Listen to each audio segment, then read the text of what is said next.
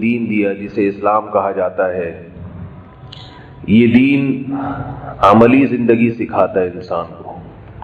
رسول اللہ صلی اللہ علیہ وسلم سے ایک مرتبہ پوچھا گیا کہ دین کیا ہے؟ آپ نے فرمایا الدین هو النصیحہ، دین بھلائی کا نام ہے، خیر خواہی کا نام ہے۔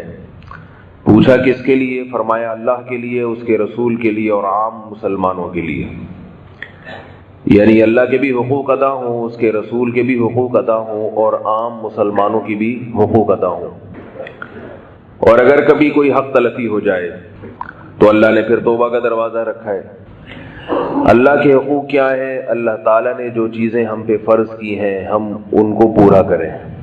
5 نمازیں فرض کی ہیں، 5 وقت نماز ادا کریں۔ رمضان کے روزے فرض کیے، روزے رکھیں۔ رسول صلی اللہ علیہ وسلم کا حق کیا ہے؟ آپ صلی اللہ علیہ وسلم کا حق یہ ہے آپ صلی اللہ علیہ وسلم پر درود شریف پڑھا جائے۔ یا ایھا الذین آمنوا صلوا علیہ وسلموا تسلیما، صلاۃ بھی پڑھو اور سلام بھی۔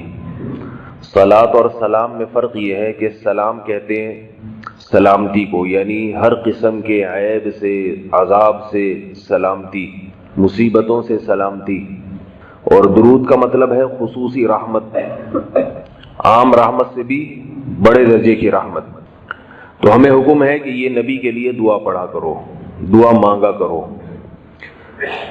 اس میں حکمت یہ ہے کہ جب تم نبی کے لیے اللہ سے دعا مانگو گے تو تمہارا یہ عقیدہ درست ہو جائے گا کہ نبی بھی اللہ کی رحمت کے محتاج ہے، اور نبی سے مانگنے کا حرام ہونا یہ تمہارے دماغوں میں، دل دماغ میں اچھی طرح یہ بات پیوست ہو جائے گی، اتر جائے گی کہ جب نبی کے لیے بھی اللہ سے مانگا جاتا ہے تو اپنے لیے نبی سے کہاں ہم مانگ سکتے ہیں؟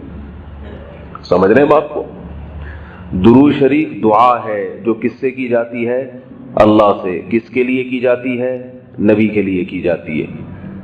اور آپ صلی اللہ علیہ وسلم کی یہ خواہش تھی کہ میری امت میرے لیے اللہ سے دعا مانگا کرے، رحمت کی دعا مانگا کرے۔ تبھی آپ نے فرمایا جس شخص نے میرے لیے اللہ سے رحمت کی دعا مانگی اللہ اس پر 10 رحمتیں نازل کرے گا۔ تو یہ نبی نے کیوں فرمایا؟ تاکہ لوگ اللہ سے دعا مانگیں میرے لیے، کیونکہ آپ صلی اللہ علیہ وسلم سمجھتے تھے کہ میں اللہ کی رحمت کا محتاج ہوں۔ تو درود شریف پڑھنے سے توحید کا عقیدہ اور مضبوط ہو جاتا ہے، اور مضبوط۔ تو اللہ کے رسول سے خیر خواہی ہے آپ صلی اللہ علیہ وسلم کے لیے درود پڑھا جائے۔ اللہ کے رسول کی خیر خواہی ہے کہ آپ صلی اللہ علیہ وسلم کی تعلیمات پر عمل کیا جائے۔ اللہ کے رسول سے خیر خواہی ہے کہ آپ کی تعریف میں مبالغہ نہ کیا جائے۔ مبالغے کا مطلب ایسی تعریف کہ اللہ اس کے رسول میں فرق ہی ختم ہو جائے، یہ غلو ہے۔ ایک صحابی آئے نبی صلی اللہ علیہ وسلم کے سامنے، بہت زیادہ تعریف کی آپ صلی اللہ علیہ وسلم کی۔ آپ صلی اللہ علیہ وسلم غضبناک ہوئے اور فرمایا کہ مجھے یوں کہا کرو عبداللہ و رسولہ، میں اللہ کا بندہ ہوں اور اس کا رسول ہوں۔ البتہ نبی صلی اللہ علیہ وسلم کی وہ تعریفیں جو قرآن مجید نے کی ہیں، جس کے آپ اہل ہیں، وہ تعریفیں ضرور کرنی چاہیے، لیکن آج کل کے جلسوں میں، نعتوں میں ان تعریفوں کو ہائی لائٹ نہیں کیا جاتا۔ وہ صفات جو واقعتاً قرآن و سنت سے ثابت ہیں اور ان میں ہمارے لیے سبق بھی ہے۔ خیر یہ ایک الگ موضوع ہے۔ تو اللہ اس کے رسول سے خیر خواہی کا مطلب، اور تیسری چیز آپ صلی اللہ علیہ وسلم نے فرمایا کہ وہ کیا ہے؟ عام مسلمانوں سے خیر خواہی۔ عام مسلمانوں سے خیر خواہی میں پھر درجات ہیں۔ سب سے پہلے آپ کے رشتہ دار ہیں، آپ ان کا حق ادا کر رہے ہو کہ نہیں کر رہے؟ والدین ہیں، رشتہ دار ہیں، پھر پڑوسی ہیں، پھر آپ کے ساتھ دفتروں میں کام کرنے والے، ان کے ساتھ کیسا سلوک ہے، پھر اپنے جن کے آپ ملازم ہیں، کیا ان کو کام آپ پورا کر کے دے رہے ہیں؟ تنخواہ پوری لیتے ہیں تو کام پورا کر کے دے رہے ہیں ملازمین؟ یہ ساری چیزیں ہیں ایک جو معاشرے میں رہنا سکھاتی ہیں انسان۔ یہ ہے اصل دین۔ پھر ہمیں ہمارے نبی صلی اللہ علیہ وسلم نے اللہ کے حکم پر 2 عیدیں بھی دی، کیونکہ ہر قوم کا ایک تہوار ہوا کرتا ہے۔ آپ صلی اللہ علیہ وسلم فرمائے لِكُلِّ قَوْمٍ عِيدٌ، ہر قوم کے لیے ایک عید کا دن ہوتا ہے۔ وَلَنَا عِيدَانِ، اور ہمارے لیے کتنے ہیں؟ 2۔ تو دیکھو بھائی نبی صلی اللہ علیہ وسلم نے ہر قوم کے لیے ایک عید، اور ہمارے لیے عیسائیوں کی کرسمس کتنی ہوتی ہے؟ 1۔ یہودیوں کا ایک تہوار، ہندوؤں کا ایک تہوار، مسلمانوں کے 2. اب اس میں تیسرے کی ایڈیشن کی ضرورت نہیں. یہ بالکل ایسا ہی ہے جیسے ہمیں نمازیں کتنی دی گئیں؟ 5. اگر کوئی کہے نمازیں 6 ہیں تو بتاؤ یہ دین میں اضافہ ہو گیا کہ نہیں ہو گیا؟ اللہ کے نبی 5 دے کے گئے، آپ نے 6 بھی بڑھا دی ہے بھائی. 5 عیدیں دی ہیں یا 6 دی ہیں؟ 5 نمازیں دی ہیں یا 6؟ 5 نمازیں. اب امام صاحب نے اشراق کے وقت بھی جماعت سے نماز شروع کر دی. ایک رکعت میں ہمیں کتنے سجدے دیے نبی صلی اللہ علیہ وسلم نے؟ 2 سجدے. اب ہم کہیں نہیں نبی نے 2 دیے، ہم تیسرا بھی منائیں گے. تو یہ اچھا کام ہوگا برا کام ہوگا؟ کسی پہ طنز مقصد نہیں ہے. بہت سے لوگ نبی کے عشق اور محبت میں کر رہے ہیں، لیکن یاد رکھو یہ عشق اور محبت خدا کی قسم قیامت کے دن گلے پڑ جائے گا. یہ عشق اور محبت میں حدود سے تجاوز مت کرو. عیسائیوں نے حضرت عیسیٰ سے عشق میں تجاوز کیا، جہنم کی آگ کے مستحق ٹھہرے. جہنم کی آگ. عیسائی حضرت عیسیٰ سے محبت کرتے ہیں، اس میں کوئی شبہ نہیں ہے. مجھ سے بہت سے لوگ کہتے ہیں کہ آج کل کے بدعتی نبی سے محبت نہیں کرتے. میں نے کہا کرتے ہیں، یہ غلط ہے. ممکن ہے آپ سے زیادہ کرتے ہوں، مگر یہ محبت قیامت کے دن قبول نہیں ہوگی. محبت کرنے کے آداب ہیں. کیا عیسائی حضرت عیسیٰ سے محبت نہیں کرتے؟ یقیناً کرتے ہیں، مگر یہ محبت مقبول نہیں ہے، کیونکہ حضرت عیسیٰ علیہ السلام کے معجزوں کو دیکھ کر عیسائی یہ سمجھے کہ حضرت عیسیٰ کے پاس بھی خدائی طاقتیں ہیں. حالانکہ معجزہ اللہ کی طاقت کی دلیل ہوتی ہے، پیغمبر کی طاقت کی دلیل نہیں ہوتی. معجزہ تو اللہ ظاہر کرتے ہیں، ہاتھ پیغمبر کا ہوتا ہے. معجزے میں پیغمبر کے ارادے تصرف کا قطعاً کوئی دخل نہیں ہوتا. جو یہ سمجھتا ہے کہ معجزہ پیغمبر کے ارادے اور پیغمبر نے اپنی قوت سے کیا ہے، وہ اسلام سے خارج ہے، کیونکہ پیغمبروں کو اسباب سے ہٹ کے کچھ بھی کرنے کی طاقت نہیں ہوتی، اور نہ اللہ یہ طاقت پیغمبروں کو دیتے ہیں. اب افسوس اس پر ہوتا ہے لوگ ان باتوں کو بھی اختلافی باتیں کہتے ہیں. بھائی یہ تو کلمے کا حصہ ہے. میں ایک چھوٹا سا واقعہ سناتا ہوں، کئی بار پہلے بھی سنایا ہے. یہ میرے بیان کی تمہید سمجھ لیں آپ، جو یہ واقعہ بتا رہا ہوں. لوگ کہتے ہیں نہیں ادھر جاؤ، وہ چینل والوں کے پاس جاؤ، وہ اپنی طرف گھسیٹ رہا ہے، ادھر وائٹ والوں کے پاس آؤ، یہ اپنی طرف گھسیٹ رہے ہیں. یہ کیا ہے؟ مولوی لڑا رہے ہیں آپس میں. میرے بھائی مولوی لوگ لڑا رہے ہیں، بعض لڑا رہے ہوتے ہیں اور بعض اس لڑائی میں بچاؤ کا کام کر رہے ہوتے ہیں. بعض دفعہ بچاؤ کرنے والے کو بھی پھڈے باز کہہ دیا جاتا ہے. حضرت مفتی شفیع صاحب رحمہ اللہ تعالی سے کسی نے کہا کہ یہ مولوی لوگ اپنے آپ کو دین کا ٹھیکیدار کیوں سمجھتے ہیں؟ دین کا ٹھیکیدار کیوں سمجھتے ہیں کہ ہم سے پوچھو، ہم جو کہہ رہے ہیں وہ صحیح ہے. انہوں نے فرمایا ٹھیکیدار نہیں، چوکیدار. ٹھیکیدار میں اور چوکیدار میں فرق ہے. ٹھیکیدار وہ ہوتا ہے جس نے ٹھیکہ لیا ہوا اور اس کی مرضی سے ہوگا. چوکیدار وہ ہوتا ہے کہ ہوگا اللہ کی مرضی سے، لیکن یہ چوکیداری کر رہا ہے کہ وہ غلط چیز کو آنے نہیں دینا اندر. علماء کی 2 قسمیں ہوتی ہیں، علماء سوء اور علماء حق. علماء سوء قرآن میں ان کا بھی ذکر ہے، علماء حق قرآن میں ان کا بھی ذکر ہے. جو علماء کے 2 گروپوں کا انکار کرتے تو وہ قرآن کا منکر ہے. ہر دور میں اہل حق بھی رہیں گے اور گمراہ بھی رہیں گے. تو علماء سوء کا کام تو ہے دین میں الٹی سیدھی چیزیں داخل کرنا. جیسے کمپنی میں کوئی یا ڈیفنس کا کوئی ادارہ ہے، فوج کا حساس ادارہ ہے، اس میں ہر ایک کو گھسنے کی اجازت نہیں ہوتی. اس میں کچھ ایجنسی کے لوگ ہوتے ہیں، کچھ چوکیدار ہوتے ہیں، وہ کارڈ چیک کرتے ہیں، ہاں بھائی یہ آ سکتا ہے، یہ نہیں آ سکتا. کوئی کیسا سوٹ بوٹ پہن کے کتنی اچھی کوٹ اور ٹائی بلکہ فوجی وردی پہن کے پہنچ جائے ڈیفنس کے ایریے میں، چوکیدار جو ہوگا نا وہ دیکھے گا کہ اس کے پاس فوج کا کارڈ ہے یا نہیں. وہ وردی کو نہیں دیکھے گا، وہ اس کی ٹوپی اور اس کے جوتوں کو نہیں دیکھے. وہ کہے گا کہ جتنے بھی دہشت گردی کی کاروائیاں ہوتی ہیں وہ دہشت گرد وہی لباس استعمال کرتے ہیں. لباس نہیں چلے گا، لباس کے ساتھ ساتھ کارڈ بھی ہوگا، انگوٹھا لگایا جائے گا، دیکھا جائے گا یہ انگوٹھا میچ کر رہا ہے کہ نہیں کر رہا. تو میرے بھائی علماء کی کوشش یہ ہوتی ہے کہ اسلام کامل دین ہے. الیوم اکملت لکم دینکم. اللہ نے فرمایا نبی صلی اللہ علیہ وسلم سے کہ آج کے دن ہم نے اپنا دین مکمل کر دیا. اب اس میں کچھ بھی نہیں اضافہ ہوگا، نہ کمی ہو سکتی ہے نہ اضافہ ہو سکتا ہے. اب اگر کوئی دوسری چیز اس میں آئے گی تو یہ ذمہ داری بھائی کس کی ہے؟ یہ پولیس کی ذمہ داری ہے بھائی. یہ پولیس کی ذمہ داری ہے، یہ حکومت کی ذمہ. حکومت تو بیچاری فارغ ہوتی ہے، اس کو تھوڑی پتا ہوتا ہے علم کا، دین کا. حکومت تو خود علماء سے پوچھتی ہے، اور حکومت کی تو ذمہ داری ہے کہ وہ خود علماء سے پوچھ کے چلے. ہر دور میں مسلمان حکمران علماء سے پوچھ کے چلا کرتے تھے.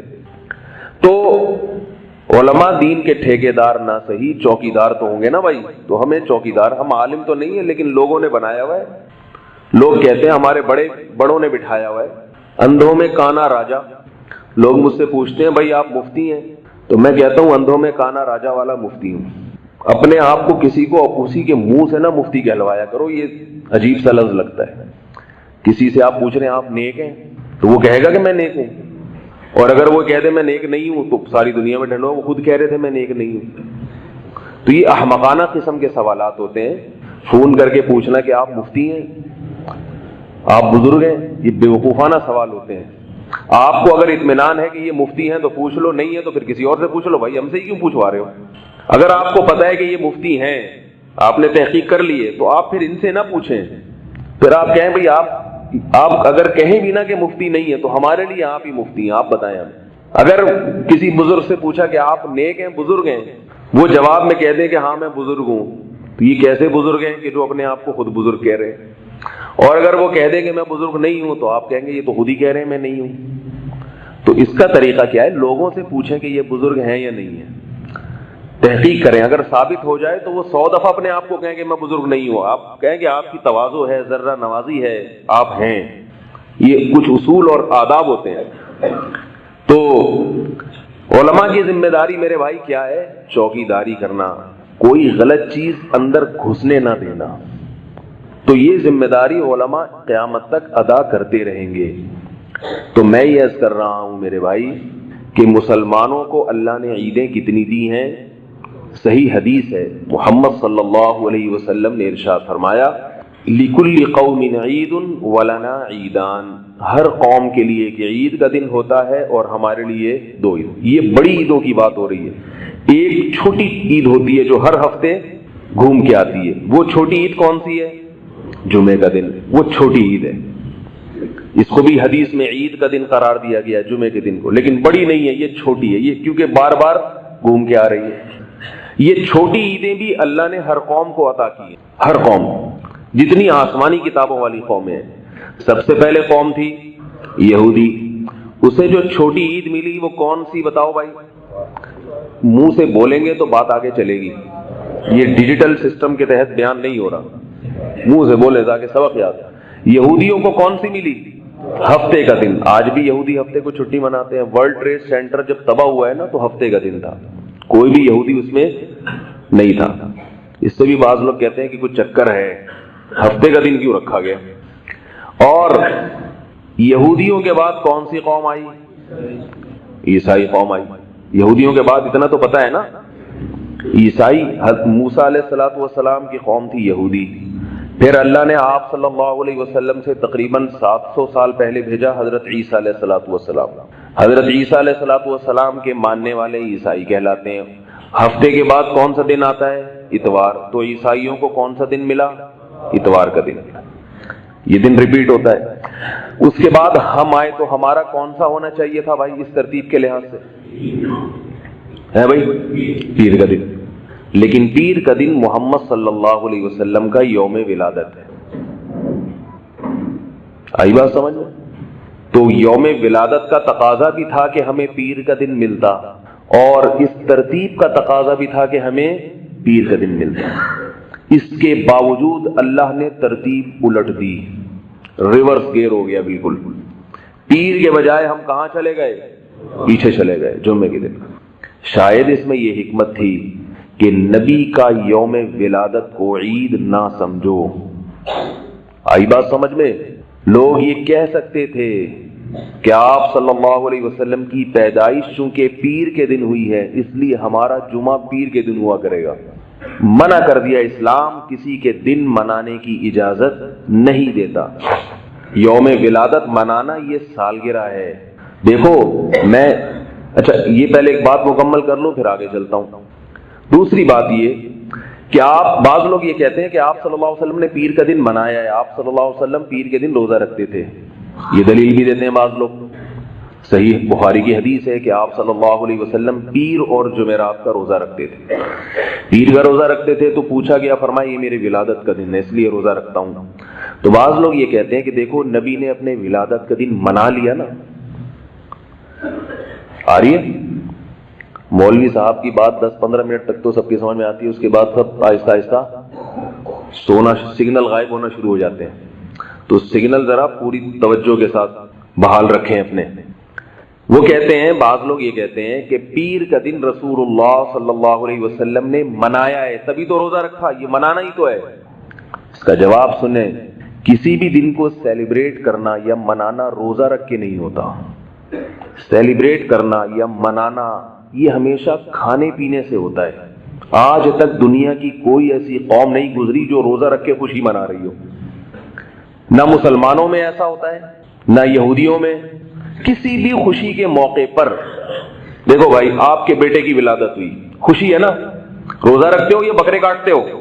کھاتے پیتے ہو یا کھاتے بھی ہو کھلاتے بھی ہو. اور حدیث میں بکرے کاٹو، دمبے کاٹو، گائے کاٹو، عقیقہ کرو. خوشی کا موقع ہے تو ہم کیا کرتے ہیں اس میں؟ اس کو سیلیبریٹ کرتے ہیں. مبارکباد، کوئی مبارک ہو آپ کے بیٹا پیدا ہوا، لڑکی پیدا ہوئی ہے، ایک بکرا ایک دمبا. یہ بتانے کے لیے کہ لڑکی بھی خوشی کی چیز ہے. ٹھیک ہے لڑکے میں زیادہ ہوتی ہے لیکن لڑکی میں بھی خوشی ہونی چاہیے. لڑکی منحوس نہیں ہے، رو نہیں اس پہ، خوشی ہے تبھی تو ایک دمبے کا حکم ہے. یہ بتانے کے لیے ٹھیک ہے بیٹا ہوتا تو دگنی خوشی ہوتی، لیکن بیٹی سے بھی خوشی ہونی چاہیے. لوگوں کو کھلاؤ کھانا. آج کل کیونکہ ہندو زدہ معاشرہ ہے نا ہمارا، ہندوؤں میں بہت رہے ہیں تو اس لیے سارے کام ہندوؤں والے کر رہے ہیں، رو رہے ہوتے ہیں اوپر سے. تو اللہ تعالیٰ جب کوئی قوم اللہ کی کسی نعمت پہ ناقدری کرتی ہے تو اللہ تعالیٰ اس کی ریشو بڑھا دیتے ہیں. آج کل کیا ہو رہا ہے کہ لوگ نسل کو روک رہے ہیں کہ ہم سے بچے پلتے نہیں ہیں. اس کا نتیجہ نکلا اللہ بیٹیاں دینا شروع کرتے ہیں دھڑا دھڑا. بیٹے کی لالچ میں بیٹیاں پیدا کرو، ٹھیک ہے نا. تو یہ اللہ کی طرف سے عذاب آتا ہے. اس لیے لڑکیوں کا گروتھ ریشو بہت بڑھ گیا ہے. اگر معاملہ اللہ پہ چھوڑ دو، جتنی اللہ نے دینی ہے، جتنے بیٹے دے جتنی بیٹیاں دے میں اس کی تقدیر پہ راضی ہوں. وہ کھلانے والا پالنے والا وہ ہے تو گروتھ ریشو خود بخود اعتدال پہ قائم ہو جائے گا. تو بچہ پیدا ہوتا ہے، ہم کیا کرتے ہیں بھائی؟ مٹھائی کی باتیں ہوتی ہیں. ایسا نہیں ہوتا کہ آپ قحط کی باتیں شروع کر دیں. شادی ہوتی ہے، ولیمہ ہوتا ہے تو اس میں کیا ہے؟ روزہ رکھتے ہیں. ہے بھائی کوئی آپ سے کہے میری شادی ہوئی ہے، آپ فوراً مٹھائی کی بات کرتے ہو کہ نہیں کرتے؟ بھائی ہاں ہوں کرو گے تو بات کروں گا، مجھے پھر میرے سے توجہ سے سنیں گے تو بات ہوگی، ورنہ میں کوئی پروگرام یا لیکچر پیش کرنے کے لیے نہیں آتا یہاں پہ. تو ایسا نہیں ہوتا کہ جیسے یونیورسٹیوں میں ہوتا نا 1 گھنٹے کے اتنے پیسے ملتے ہیں تو پروفیسر صاحب اپنے لیکچر ڈیلیور کر کے چلے جاتے ہیں، ان کو پیسے مل جاتے ہیں. مجھے پیسے نہیں ملتے الگ سے کوئی اس تقریر کے. اس لیے بات سنیں گے سمجھیں گے تو بات کروں گا، نہیں کریں گے تو پھر میں ایک پیپر دے دوں گا، اس کو گھر بیٹھ کے پڑھ لیے گا آپ لوگ. تو سیلیبریٹ کرنا یہ خوشی کے موقع پر ہوتا ہے، اور سیلیبریٹ کرنے کا طریقے میں مٹھائی کھانا کیک یہ سب باتیں ہوتی ہیں. ہم لوگ کے یہاں مٹھائی کا رواج ہے، گوروں کے ہاں کیک پیسٹریوں کا رواج ہے کیونکہ وہ گورے ہیں بہرحال. ظاہر ہے وہ ہماری طرح تھوڑی ہیں کہ وہ جاہل مٹھائی جلیبی کھا رہے ہیں. تو جلیبی انگریز کی سمجھ میں آج تک آئی نہیں ہے اس لیے نہیں کھاتا. وہ ایک انگریز جلیبی کی دکان پہ کھڑا تھا، جلیبی اٹھا کے گھور کے دیکھ رہا ہے اس کو. کسی نے جلیبی والے نے پوچھا کیا دیکھ رہا ہے بھائی؟ لینا ہے؟ لے کہہ رہا ہے میں یہ دیکھ رہا ہوں اس کے یہ پائپ ہے گھوما ہوا، دونوں طرف سے یہ پائپ کا منہ بند ہے، اس میں شیرہ گھسایا کہاں سے ہے؟ اس پائپ کا منہ دونوں طرف سے بند ہے، اس کے اندر شیرہ گھسایا کہاں سے؟ اس نے کہا کھانا ہے کھا. یہ ہم لوگ یہ ریسرچ نہیں کرتے، ہم کھاتے ہیں بس. ان کی عادت ہے نا ہر چیز میں تحقیق کرنے کی. تو سیلیبریٹ جب بھی کیا جاتا ہے، مبارکباد جب بھی دی جاتی ہے، کھانے پینے کی باتیں ہوتی ہیں، مٹھائی کی باتیں، بریانی کی باتیں، ہو جائے بھائی ایک بوتل ہو جائے، میچ جیتیں آپ تو لوگ کہتے ہیں یار پھر ہو جائے کولڈ ڈرنک. یہ نہیں کہ یار ایسا کرو رات کا کھانا بھی ناغا کر دو. تو آپ کی شادی ہوئی، ولیمہ ہے، اس میں آپ روزہ رکھواتے ہیں لوگوں سے یا کھلاتے ہیں؟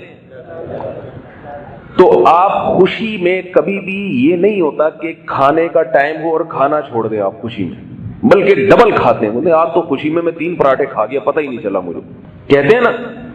تو عجیب بات ہے رسول اللہ صلی اللہ علیہ وسلم. اچھا عید کے دن دیکھو، عید میں اسلام میں جو عیدیں ہیں، عید الفطر، عید الاضحیٰ، اس میں روزہ رکھنا حرام قرار دے دیا، حرام۔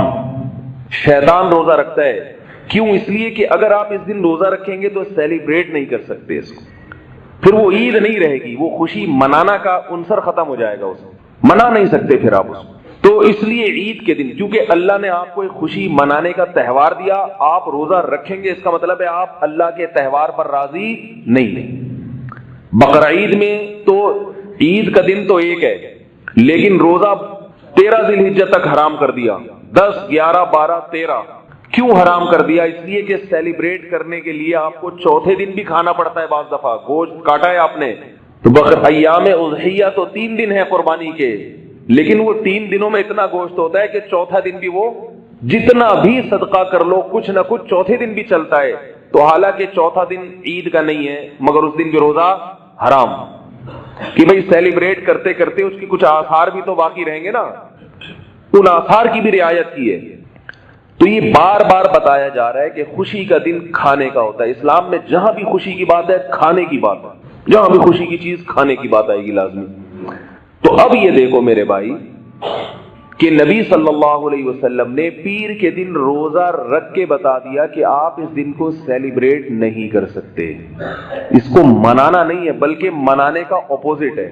ایک تو ہوتا ہے نا نارمل حالت میں ہو انسان، تو وہ تو ہم نہ منانا کہیں گے نہ منانا کہیں گے۔ کیا خیال ہے بھئی؟ آپ ہفتے کے دن کھا رہے ہیں پی رہے ہیں، آپ کہہ رہے ہیں کہ آج کوئی دن منا رہے ہیں، کہہ رہے ہیں نہیں۔ تو کیا غم منا رہے ہیں؟ کہہ رہے ہیں نہیں، غم بھی نہیں منا رہا کیونکہ کھا بھی رہا ہوں۔ غم میں انسان کھانا چھوڑتا ہے، خوشی میں ڈبل کھاتا ہے۔ تو نہ تو سیلیبریٹ کیا اور نہ آپ نے سیلیبریٹ کا اپوزٹ کیا، یعنی جس دن نارمل روٹین ہے، اور جس دن روزہ رکھ لیا اس کا مطلب آپ سیلیبریٹ نہیں کر رہے۔ میں یہ نہیں کہہ رہا غم منا رہے ہیں آپ، لیکن یہ سیلیبریٹ کی اپوزٹ ہو گئی، یہ منانے کا کیا ہو گیا؟ الٹ ہو گئی، یہ ضد ہے۔ تو آپ صلی اللہ علیہ وسلم نے پیر کے دن روزہ رکھ کے یہ بتا دیا کہ نہ صرف یہ کہ یہ سیلیبریٹ نہیں کرنا بلکہ یہ سیلیبریٹ کا الٹ ہے یہ۔ تو شاید یہ بتانے کے لیے اللہ تعالیٰ کو تو معلوم تھا نا کہ بعد میں ایسے لوگ آئیں گے جو اس کو سیلیبریٹ کریں گے، اس کو منائیں گے، ناچیں گے، گائیں گے، اور وہ اس قادری کے مشہور گانے چلیں گے۔ نعت کو میں گانا نہیں کہہ رہا، مگر ان کا جو اسٹائل ہے نا محترم کا، وہ گانوں جیسے اسٹائل ہے، تو اس اسٹائل کو کہہ رہا ہوں۔ تو اللہ کے نبی صلی اللہ علیہ وسلم نے یہ دن روزہ رکھ کے بتا دیا کہ اس کا اسلام میں یوم ولادت منانے کا کوئی تصور نہیں ہے، منانے کا کوئی تصور نہیں ہے۔ ایک بات تو یہ ہو گئی۔ دوسری بات یہ کہ اسلام میں اور غیر مسلموں میں فرق یہ ہے کہ اسلام کی عیدیں صبح ہوتی ہیں اور غیر مسلموں کی رات کو ہوتی ہیں۔ اسلام نے صبح اس لیے رکھی کہ رات کے وقت جب عید منائی جاتی ہے، رات انسان کو گناہوں کی طرف دھکیلتی ہے، کیونکہ چراغاں رات کو ہو سکتا ہے، دن میں چراغاں ممکن نہیں ہے۔ آ رہی ہے بات سمجھ میں؟ دن میں آتش بازی ممکن نہیں ہے، کیونکہ سورج کی روشنی ہر قسم کی ہری بتیوں، کیا لال بتیوں، جو بھی بتیاں ہوں، وہ سورج کی روشنی میں کوئی بتی نہیں رہتی، اور رات کے وقت بتیاں جلتی ہوئی نظر آتی ہیں۔ اسلام نے عید الفطر بھی صبح کو دی اور عید الاضحیٰ بھی صبح کو، یہاں تک کہ فقہاء نے لکھا ہے کہ عید الاضحیٰ کے دن مغرب کے بعد جانور کاٹنا مکروہ ہے، کیونکہ سیلیبریٹ کرنا ہے تو دن کی روشنی میں، شاعر اسلام کا اظہار کرنا ہے تو دن کی روشنی میں۔ تو کیا اصول پتہ چلا؟ اسلام ہمیں کب عید منانے کا حکم دیتا ہے؟ صبح صبح، جتنی عیدیں ہیں صبح صبح کے ٹائم پہ۔ جمعے کا دن دیکھ لو، جمعہ بھی عید ہے نا۔ اچھا، روزے سے یاد آیا کہ جمعہ کے دن بھی رسول، کیونکہ عید کا تصور ہے، اس لیے آپ صلی اللہ علیہ وسلم نے صحیح بخاری کی حدیث میں فرمایا لا تختصوا یوم الجمعۃ بصوم، جمعے کا دن روزے کے ساتھ خاص مت کرو، کیونکہ بعض یہ ہو سکتا تھا کہ جمعے کے دن بڑا دن ہے تو بعض لوگ یہ سوچ کے روزہ رکھیں گے کہ آج جمعہ ہے تو زیادہ ثواب ملے گا۔ آپ نے فرمایا نہیں، منع کر دیا۔ اسی لیے علماء کہتے ہیں کہ خاص جمعے کے دن کو بنیاد بنا کے روزہ رکھنا جائز نہیں ہے، لیکن چونکہ یہ چھوٹی عید ہے اس لیے روزہ حرام نہیں بلکہ مکروہ ہے، کیونکہ بڑی عید میں تو حرام ہے اور جمعے کے دن کیا ہے؟ مکروہ ہے۔ ہاں اگر کسی کا پہلے سے روزہ رکھتا آ رہا ہے، جیسے ایام 20 کے روزے رکھتا ہے کوئی، اس میں جمعہ آ گیا تو ایک الگ بات ہے، وہ ایام 20 کے روزے کہلائیں گے، جمعے کا روزہ نہیں کہلائے گا۔ یا کسی کی چھٹی جمعے کو ہوتی ہے، اس کو روزہ جمعے کے دن آسان لگتا ہے، اس لیے رکھ رہا ہے، وہ جمعے کی وجہ سے نہیں رکھ رہا، بلکہ وہ اس لیے کہ میری چھٹی ہے اس لیے رکھ رہا ہے، وہ ایک الگ چیز ہے۔ اسپیشل جمعے کو بنیاد بنا کے روزہ رکھنا جائز نہیں ہے۔ اس سے بھی پتہ چلتا ہے کہ جمعے کا دن چونکہ عید ہے نا، عید اس لیے اس میں بھی روزہ رکھنا منع کر دیا۔ تو اس سے پتہ چلا کہ جو عید ہے اس میں روزہ نہیں ہو سکتا۔ تو آپ صلی اللہ علیہ وسلم نے پیر کے دن روزہ رکھ کے بتا دیا کہ یہ عید نہیں ہو سکتا، یوم ولادت عید نہیں ہو سکتا۔ جمعے کے دن خطبہ ہوتا ہے، 2 رکعتیں ہوتی ہیں، عید الفطر میں بھی خطبہ ہوتا ہے، 2 رکعتیں ہوتی ہیں، عید الاضحیٰ میں بھی خطبہ ہوتا ہے، 2 رکعتیں ہوتی ہیں۔ عید کی نماز کے لیے بھی اجتماع ضروری ہے، 1-2 آدمی نہیں پڑھ سکتے عید کی نماز، جبکہ عام جماعت میں 1-2 آدمی بھی پڑھ لیتے ہیں۔ جمعے کے لیے بھی اجتماع ضروری ہے۔ ساری وہی شرطیں ہیں جمعے کی جو عید اور بقرعید کی شرطیں ہیں۔ اور دن کا، اس میں بھی دن کا وقت رکھا گیا، دوپہر کو نماز ہوتی ہے، جمعے کی نماز عشاء میں نہیں ہوتی۔ تو سیلیبریٹ کرنے کے لیے یہ بھی کب رکھا گیا ہے؟ دن کی روشنی میں۔ اس میں بھی بتیاں اور چراغ اور آتش بازی ممکن نہیں ہے، کیونکہ آتش بازی کی جو لائٹیں ہیں وہ دن کی روشنی میں نمایاں نہیں ہوتی۔ تو اب دیکھو عیسائی کب مناتے ہیں؟ رات کو۔ کل رات 12 بجے کے بعد عیسائیوں نے منانا شروع کر دی، اس میں جو انہوں نے کرنا تھا، جو بھی حساب کتاب ہوتا ہے ان کا، وہی جانتے ہیں، ہم نہیں جانتے اس کو۔ تو لیکن وہ سارے 12 بجے تیار شیار ہو کے، دھو دھا کے، نہا دھو کے نکل آتے ہیں سڑکوں پہ۔ اتنا ہم نے دیکھا ہے، ہمارے علاقے میں کوئی عیسائی تھے، تو ایک دن میں نے دیکھا کہ وہ پتہ نہیں کیا ہو رہا ہے، جب نہا دھو کے پتہ چلا 12 بجے کے بعد نکل رہے ہیں سارے۔ تو یہ خود، کیونکہ رات کا وقت گناہوں کی طرف آتش بازی کی طرف لے کے جاتا ہے انسان کو، گناہوں کی طرف لے کے جاتا ہے۔ اس لیے اسلام نے عیدیں رکھی ہیں دن کے وقت، صبح صبح اٹھو، نہا دھو کے نماز پڑھو، چلو، اور گھر جا کے کھاؤ پیو، بس یہ عید ہو گئی۔ جبکہ جو ہمارے ہاں 12 ربیع الاول منائی جاتی ہے، اس میں اصل جو جشن منایا جاتا ہے وہ کس وقت؟ رات، کیونکہ دن کو منانے کا مزہ ہی نہیں ہے۔ دن میں وہ نہ ہری بتیاں نظر آئیں گی نہ لال بتیاں۔ منوڑا کو کسی نے بتایا کہ اتنا زبردست سجایا گیا سمندر کو، لانچ پہ خوبصورت لائٹیں اور یہ وہ، تو یہ دن میں تو ہو ہی نہیں سکتی بھائی۔ تو یہ خود اس کی علامت ہے کہ یہ ایک بدعت چیز ہے جو شریعت کے مزاج کے خلاف، کہیں سے بھی شریعت کے لحاظ سے یہ میچ نہیں کرتی ہے۔ یہ تو جب ہے جب 12 تاریخ کو یوم ولادت مان لیا جائے، فرض کر لیا جائے تو ہے، پھر یہ منانا جائز نہیں ہے۔ لیکن حقیقت یہ ہے کہ 12 تاریخ یوم ولادت ہے ہی نہیں۔ حضرت عمر رضی اللہ تعالیٰ عنہ کے دور میں آپ نے دیکھا کہ صلح حدیبیہ میں جو درخت تھا نا، جس کے نیچے بیعت کی تھی صحابہ کرام نے، 1400 صحابہ نے موت پر بیعت کی تھی، تو وہ درخت بڑا مبارک تھا، کیونکہ قرآن مجید میں اس کا تذکرہ آیا، اذ یبایعونک تحت الشجرۃ۔ اللہ راضی ہو گیا ان صحابہ سے جو آپ سے بیعت کر رہے تھے درخت کے نیچے۔ اب کیا ہوا، کیونکہ وہ بعد میں جب کمزور ایمان والے لوگ آئے تو وہ حضرت عمر نے پہلے ہی درخت کٹوا دیا تاکہ پوجا پاٹ نہ شروع ہو جائے۔ لیکن اب کچے ایمان والے جو ہوتے ہیں نا، جن کو عشق کا جنون تو ہوتا ہے مگر عشق کے آداب نہیں پتہ ہوتے ان کو۔ آج کل عشق ایسا ہے جیسے ایک پیر صاحب تھے، ان میں تواضع اتنی تھی کہ وہ اپنے جوتے کسی کو اٹھانے نہیں دیتے تھے۔ پٹھان بھائی ناراض نہ ہو، کیونکہ یہ ہمارے حضرت سنایا کرتے تھے اور یہ بتاتے تھے کہ ان کے پٹھان مرید نے ایسا کیا۔ تو وہ جب تک میں ان بزرگوں نے جن کا بتایا نا، تو وہ نام نہیں لوں گا تو وہ مزہ نہیں آئے گا پھر۔ تو ہمارے استاد بھی ہیں، بہت سارے پٹھان ہیں، ہمارے شاگرد بھی ہیں، تو کسی قوم کی تضحیک یا مذاق اڑانا مقصد نہیں ہے، بلکہ یہ ان کے جذبے کو بیان کرنا مقصد ہے کہ وہ محبت ایسے ہوتی ہے۔ تو حضرت گنگوہی نے لکھا ہے اور ہمارے حضرت رحمہ اللہ بھی بیان کرتے تھے کہ ایک پٹھان مرید تھے، گاؤں دیہات سے آئے تھے، دیہاتی تھے وہ، دیہاتیوں کے زیادہ آداب وداب نہیں پتہ ہوتے، تو وہ اپنے پیر صاحب کا بہت احترام کرتے تھے۔ تو انہوں نے اپنے پیر صاحب سے کہا کہ ہماری موجودگی میں آپ اپنے جوتے نہیں اٹھا سکتے، کیونکہ ہمارے لیے یہ بڑی غیرت کے خلاف ہے کہ پیر صاحب کے جوتے ہماری موجودگی میں پیر صاحب خود اٹھائیں، ہم اٹھائیں گے آپ کے جوتے۔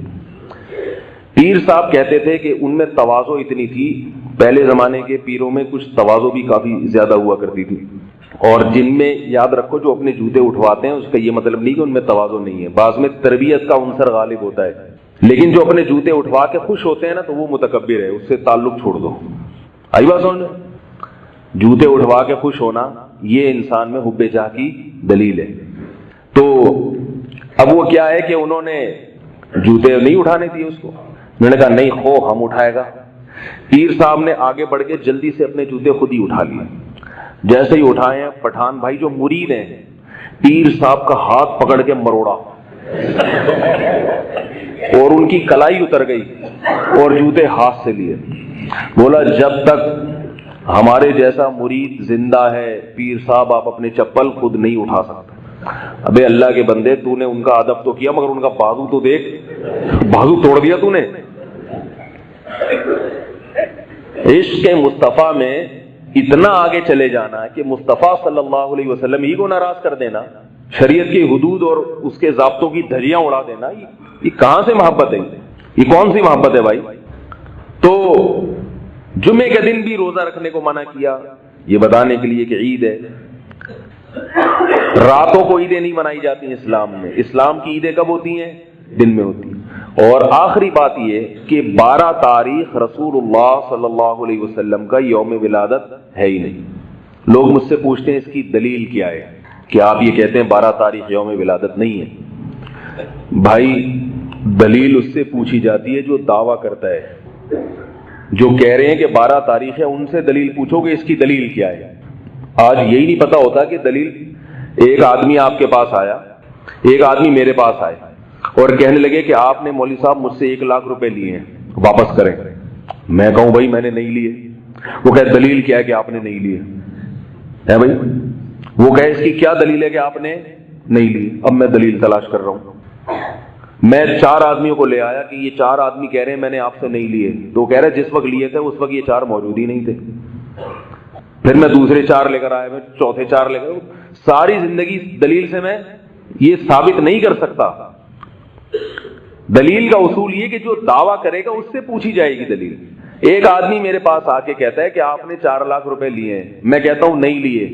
وہ کہہ رہے لیے ہیں. میں کہتا ہوں بھائی نہیں لیے. وہ کہتا ہے لیے. میں کہتا ہوں بتاؤ پھر کیا دلیل ہے, کون گواہ ہے تمہارے پاس؟ میں تو اقرار نہیں کر رہا. جب میں اقرار نہیں کر رہا تو پھر گواہ لے کر آؤ. اب میرا مطالبہ درست ہوگا. حدیث میں آتا ہے البینۃ علی المدعی والیمین علی من انکر. جو شخص دعویٰ کرتا ہے دلیل اس کے ذمے ہوتی ہے. بہت سے لوگ ہم سے پوچھتے ہیں کہ یہ جو قضائے عمری ہے اس کی دلیل کیا ہے. کہتے ہیں نا بھائی 20 سال نماز نہیں پڑھی تو اب قضائے عمری پڑھنا ضروری ہے. علماء کہتے ہیں نا, چاروں مذاہب کے علماء کہتے ہیں, حنفی بھی, مالکی بھی, شافعی بھی, حنبلی بھی, سارے 1400 سال میں جتنے بڑے بڑے فقہاء ہیں سب یہی کہتے ہیں کہ حتیٰ کہ علامہ ابن تیمیہ رحمۃ اللہ علیہ وہ بھی یہی کہتے ہیں کہ آپ کے ذمے بہت ساری نمازیں قضا ہو گئیں تو وہ پڑھے بغیر معاف نہیں ہوں گی. اب لوگ ہمیں پوچھتے ہیں کہ فلانے پروفیسر صاحب نے بیان کیا ہے, فلانے صاحب نے, انہوں نے کہا کہ قضا عمری کا اسلام میں کوئی تصور نہیں ہے. ہم کہتے ہیں تصور ہے. تو وہ کہتے ہیں اپنے مفتی صاحب سے پوچھو کہ اس کی کیا دلیل ہے. 20 سال کی نمازیں اگر ہو جائیں تو وہ بھی پڑھنا ضروری ہے.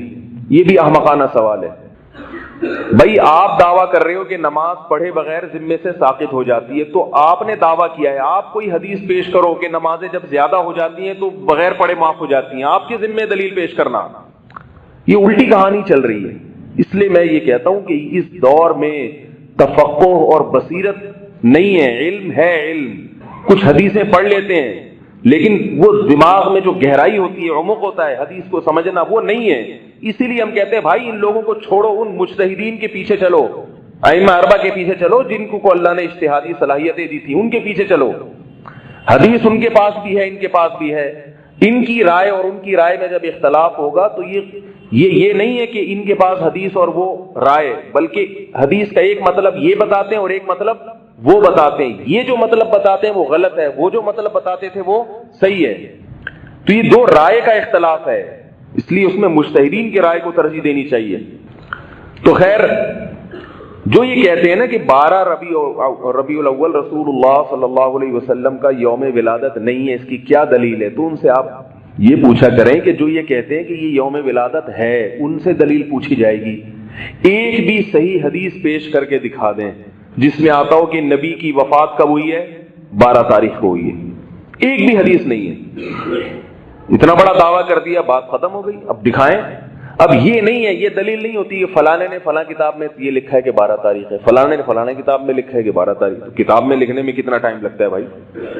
ایک صاحب سے میں نے کہا کہ یہ جو نماز جنازہ کے بعد تم اجتماعی دعا مانگتے ہو یہ درست نہیں ہے, اس کو چھوڑ دو. وہ مجھے کہنے لگے اس کی کیا دلیل ہے کہ نماز جنازہ کے بعد اجتماعی دعا نہیں ہے.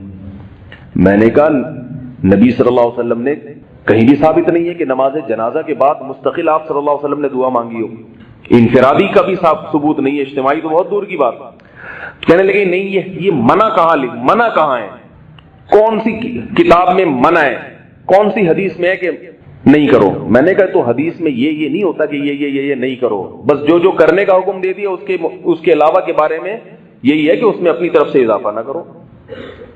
ایک چھوٹی سی بات کر کے آگے چلتا ہوں. دیکھو آج کل ایک مسجدوں میں ایک نیا حساب شروع ہو گیا ہے.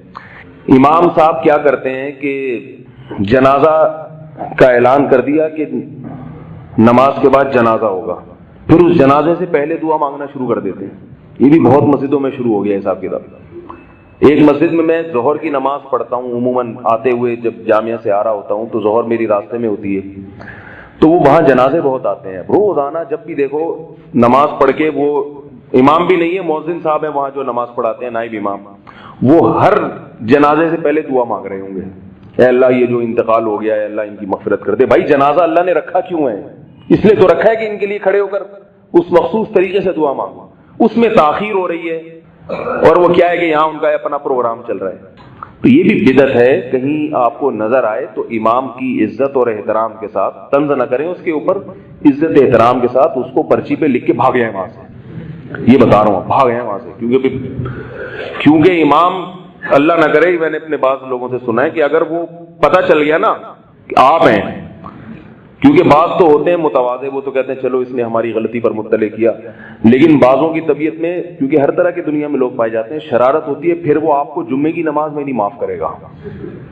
آپ کہیں بھی نظر آ گئے نا، پورا بیان آپ کے اوپر ہو جائے گا کہ آج کل لوگ آتے ہیں پرچی پکڑا کے بھاگ جاتے ہیں. ایسا بھی ہوتا ہے. پھر امام کی اور عظمت دل میں خراب ہوتی ہے، اسی کے پیچھے نماز ہی پڑھتے ہیں، پھر اسی کی دل میں برائی آئے تو یہ نماز بھی خراب ہوتی ہے اس سے انسان کی. تو اس لیے ہمارے حضرت مفتی رشید احمد صاحب رحمہ اللہ فرماتے تھے کہ امام کو کسی غلطی پر متنبہ کرنا ہو، پہلے تو علماء سے پوچھ لو کہ یہ غلطی ہے بھی یا نہیں ہے، ایسا نہ ہو آپ ہی غلطی کرو. تو کہیں آپ دیکھیں کہ امام صاحب فرض نماز کے بعد جنازے کے لیے دعائیں کروا رہے ہیں، اللہ ان کی مغفرت کر دے، ایسی دعائیں پورے نام لے کے.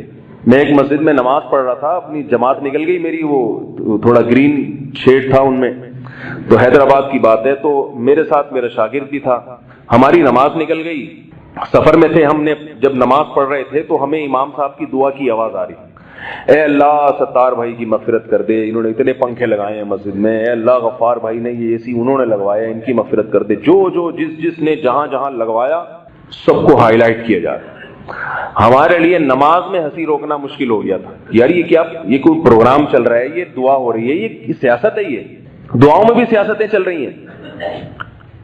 تو اب کیا ہے کہ جنازہ تگڑا آ گیا، تگڑا جنازہ نا، جنازے کی بھی دو قسمیں ہوتی ہیں. یہ غریب غربا کا چلو اے اللہ مغفرت کر دے، چلو بیٹھو صحیح کافی ہے ہو جائے گی. ایک ہے ذرا کوئی سیٹھ صاحب کا جنازہ ہے، ذرا تگڑا قسم کا جنازہ. پھر وہ جنازہ تو اللہ نے تو سب کا ایک ہی جیسا رکھا ہے نا. اللہ نے جو مغفرت کی دعا اللہم اغفر لحینا ومیتنا وشاہدینا، وہ تو سب کا، اور بھی حدیث میں دعائیں ہیں، وہ تو سب کی ایک ہی جیسی ہیں. اس میں یہ نہیں دیکھا جاتا یہ 20ویں گریڈ کا آفیسر ہے یا کوئی چپڑاسی ہے، موچی ہے، سب ایکویلٹی، سب برابر نظام رکھا اللہ. اب اگر امام صاحب جنازہ پڑھائیں گے جو چندہ دیا کرتے تھے تو ان کا بھی شریعت میں ان کا بھی ویسا ہی ہے جو چندہ نہ دینے والے کا، کوئی فرق نہیں. تو اب امام صاحب کیا کرتے ہیں کہ تھوڑا سا اپنی طرف سے تڑکا لگاتے ہیں تاکہ اس کے لواحقین کو پتا چلے کہ ہم نے بھی دینا ہے. یہ سلسلہ ہمارا ختم نہیں ہونا چاہیے، ورنہ ہمارا بھی جو ہے نا وہ ہول سیل کے حساب سے ہو جائے گا جنازہ. تو وہ ریٹیل پرائز پہ جنازہ پڑھوانے کے لیے پھر امام صاحب نماز کے بعد پھر لمبی لمبی دعا مانگتے. جنازہ رکھا ہوا ہے، اسلام کہہ رہا ہے، شریعت کہہ رہی ہے کہ جنازے میں تاخیر مت کرو. نبی نے فرمایا حضرت علی سے 3 چیزوں میں تاخیر مت کرو. ان 3 چیزوں میں ایک کیا ہے؟ جنازہ.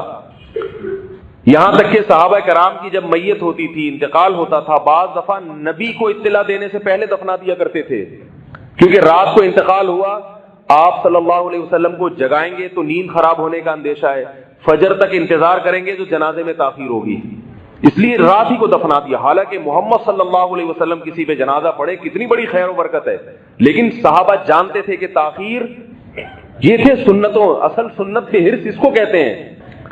تو اب کیا ہے کہ وہ امام صاحب کا پروگرام چلتا ہے نماز کے بعد، یا اللہ ان کی مغفرت کر دے، یا اللہ، وہ جنازہ پڑا ہوا ہے، وہ کہہ رہا ہے بھائی مغفرت کے لیے اللہ نے جو طریقہ بیان کیا ہے جنازے کی دعا وہ پڑھو نا۔ تو جیسے نماز جنازہ کے بعد دعا جائز نہیں ہے، بدعت ہے، اسی طرح نماز جنازہ سے پہلے بھی ناجائز ہے۔ تو کہیں کسی مسجد میں دیکھیں، کیونکہ لوگ کہتے ہیں کہ آپ خود کیوں نہیں بتا دیتے، یاد رکھو ہر آدمی اپنی فیلڈ کو اچھا صحیح طرح سمجھتا ہے۔ مولوی صاحب جب ایک دوسرے مولوی صاحب کو اس طرح کی باتیں شروع کر دیں تو پھر تھوڑا سا دلوں میں کچھ خطرہ ہوتا ہے، تو اس لیے اس کا بہترین طریقہ یہ ہے پرچی لکھیں اور ایسی جگہ ڈال کے غائب ہو جائیں، وہاں سے رائٹنگ سے بھی نہ پکڑے جائیں، تو اس سے فائدہ ہوگا کہ وہ دیکھیں گے بھائی ذرا میں اس کی تحقیق کر لوں کیا واقعی ایسا ہے یا نہیں۔ ہر انسان سے خطا ہو سکتی ہے، میں کسی کی توہین نہیں کر رہا، مجھ سے بھی غلطیاں ہوتی ہیں، بعض دفعہ لوگ مجھے بتاتے ہیں، میں دیکھتا ہوں ہاں بھائی اگر یہ واقعی غلطی ہے تو میں اس سے رجوع کرتا ہوں، نہیں ہوتی تو بتا دیتا ہوں بھائی آپ کو غلط فہمی ہوئی ہے۔ تو کوئی بھی دنیا میں ایسا نہیں ہے جو ہے وہ دودھ کا دھلا ہوا ہو، اس سے کوئی خطا ہی نہ ہو سکتی ہو۔ تو کسی امام میں یہ غلطی دیکھیں تو طنز نہ کریں۔ ہمارے ہاں ہوتا یہ ہے کہ جب کوئی چیز سیکھتے ہیں تو جا کے پھر طنز شروع کر دیتے ہیں، وہ یہ کر رہے ہیں، وہ فلانے نے کہا تھا یہ بدعت ہے لہٰذا مولوی بدعتی ہیں۔ تو چھوٹی چھوٹی باتوں پہ بدعتی ہونے کا فتویٰ نہ لگایا کریں، بس سمجھا دیا کریں، اور ایک دفعہ سمجھا دیں اس کے بعد دوبارہ نہ چھیڑیں۔ ہمارے ذمے بات پہنچانا ہے، منوانا نہیں ہے۔ فتنہ وہاں کھڑا ہوتا ہے جہاں منوانے کے لیے مسلط ہو جاتے ہیں، امام مان نہیں رہا پھر آپ منوا رہے ہیں، پھر جھگڑے، پھر کمیٹیوں میں فسادات، پھر مسجدوں میں دو دھڑے۔ وہ اتنا برا کام نہیں تھا، لیکن یہ دھڑے بندیاں اس سے زیادہ برا کام ہو گیا۔ تو آپ نے بات پہنچا دی، آپ کا فرض ادا ہو گیا۔ منوانا آپ کا کام نہیں ہے، منوانا پولیس کا کام ہے۔ پولیس کیوں ہے وہ بھائی جب کوئی نہیں مان رہا ہو تو ڈنڈے کے زور سے سمجھائے گی، وہ آپ نہیں منوا سکتے، اور اگر پولیس نہیں منوا رہی تو آپ پولیس بننے کی کوشش نہ کریں۔ سمجھ رہے ہیں بات کو؟ تو میں یہ کر رہا تھا، کہاں سے بات چل رہی تھی بھائی؟ نہیں 12 ربیع الاول رسول اللہ صلی اللہ علیہ وسلم کی تاریخ پیدائش نہیں ہے۔ اگر کوئی کہتا ہے تو کوئی ایک حدیث پیش کرے، صحیح حدیث ہو، یہ نہ ہو کہ فلانے نے لکھا ہے تو فلانے نے لکھا ہے تو ڈمکانے نے لکھا ہے۔ تو وہ میں جنازے کی بات کر رہا تھا نا، جنازے کے بعد دعا کے بارے میں بار بار کہہ رہے تھے کہ کسی نے لکھا ہے کہ ناجائز ہے۔ میں نے کہا ہاں، تو کہنے لگے کس نے؟ میں نے کہا میں نے لکھا ہے، ابھی تھوڑی دیر پہلے میں گھر میں لکھ کے آ رہا ہوں، چھپ بھی جائے گا انشاءاللہ، تو بس وہ لکھا ہوا ہو جائے گا۔ تو لکھا ہوا تھوڑی دلیل ہوتا ہے، کوئی بھی کچھ بھی اٹھا کے لکھ لیتے۔ دلیل تو یہ ہوتی ہے کہ قرآن و سنت سے ائمہ مجتہدین جو قرآن و سنت ہی کی تشریح کرنے والے ہیں ان سے کیا ثابت ہے۔ تو باقی کسی نے بھی کچھ اٹھا کے لکھ دیا تو وہ اس کی کوئی گارنٹی نہیں ہے بھائی، وہ تو کوئی بھی کچھ لکھ سکتا ہے، تو کوئی دلیل نہیں ہے اس کی۔ اور فلکیات کی روح سے اگر دیکھا جائے، دیکھو آج انٹرنیٹ پہ سرچ کرو، آپ اسلامی تاریخ سے اپنی انگریزی تاریخ نکال سکتے ہو، کیا خیال ہے بھائی؟ دن بھی نکال سکتے ہو، تاریخ بھی نکال سکتے ہو۔ بہت زیادہ فرق آتا ہے تو ایک دن کا فرق آ سکتا ہے، اس سے زیادہ فرق نہیں آتا۔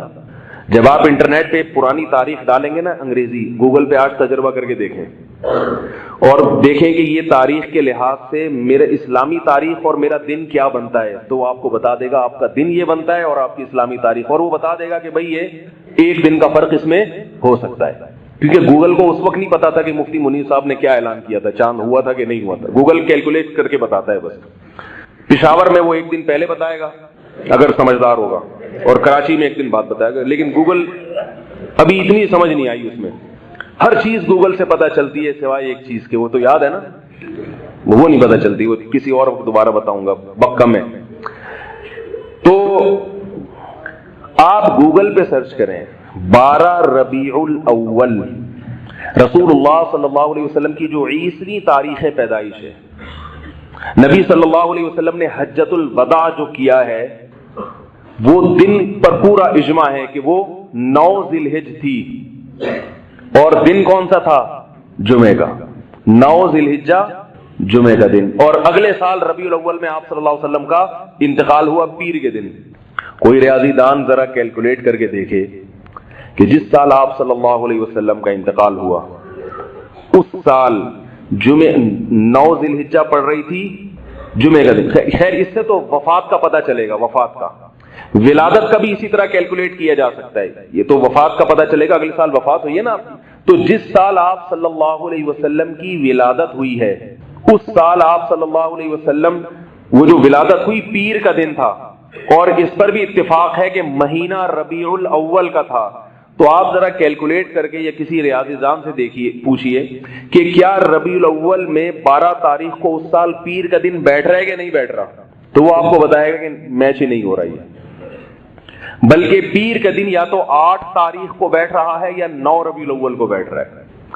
اسی وجہ سے محقق علماء کہتے ہیں کہ اس بات کا زیادہ امکان ہے کہ آپ صلی اللہ علیہ وسلم کا یوم ولادت 8 ربیع الاول یا 9 ربیع الاول ہے، اور اس میں بھی 8 کو زیادہ ترجیح دی ہے، لیکن یہ بھی یقینی نہیں ہے۔ اس لیے یقینی نہیں ہے کہ صحابہ کرام نے آپ صلی اللہ علیہ وسلم کی ایک ایک چیز کو نوٹ کیا۔ آپ ہنستے تھے تو آپ کے دانت کتنے نظر آتے تھے، آپ صلی اللہ علیہ وسلم کھجور کیسے کھایا کرتے تھے، آپ صلی اللہ علیہ وسلم چلا کیسے کرتے تھے، آپ صلی اللہ علیہ وسلم بالوں کی مانگ کیسے نکالا کرتے تھے، آپ صلی اللہ علیہ وسلم کے سر میں کتنے بال سفید ہو گئے تھے، ایک ایک چیز نوٹ کی اور آگے امت کو بتائی۔ تو سوچئے کہ یوم ولادت اور یوم وفات نہ یا تو نوٹ نہیں کیا، نوٹ کیا تو آگے امت کو بتایا نہیں۔ یہ ہو نہیں سکتا کہ نوٹ نہ کیا ہو، یہ ممکن نہیں ہے۔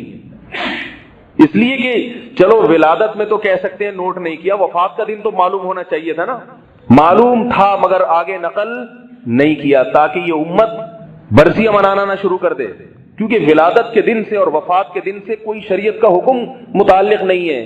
اس لیے صحابہ کرام نے نہ یوم ولادت کی تاریخ آگے امت کو بتائی اور نہ یوم وفات کی تاریخ امت کو بتائی، جان کر جیسے حضرت عمر نے وہ صلح حدیبیہ میں جو درخت تھا نا وہ جب کٹوا دیا تو بعض جو کمزور ایمان والے لوگ تھے جو عشق میں عشق کرتے تھے مگر عشق کا طریقہ نہیں آتا تھا، انہوں نے پھر ایک درخت بنایا اور اس کو نام دے دیا یہ صلح حدیبیہ والا درخت ہے۔